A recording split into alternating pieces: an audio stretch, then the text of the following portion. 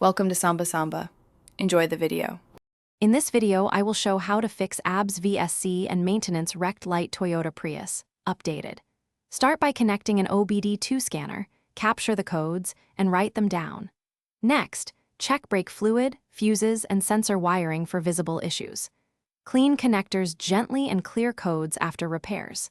If lights persist, consider professional diagnostics for ABS module or hybrid system faults, and record all steps you take for future reference. The most frequent triggers are simple and fixable at home, so don't panic. Start with fluid levels and fuse checks, then move to wheel speed sensors and wiring.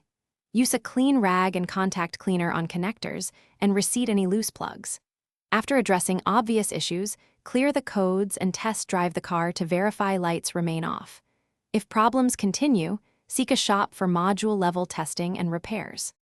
If you're finding this video helpful, please subscribe and like to support the channel.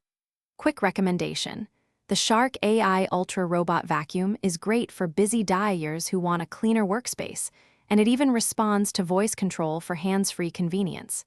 It's a handy helper after greasy repairs and keeps dust out of sensor plugs. Check the description for the link and other deals. Then now let's get back to the video. Work methodically and keep a checklist so you don't miss steps during repairs.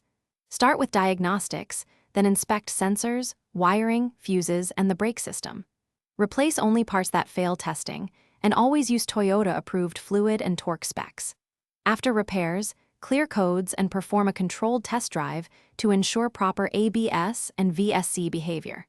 Document what you changed for future maintenance and resale transparency. Thanks for watching. Consider subscribing if we helped you.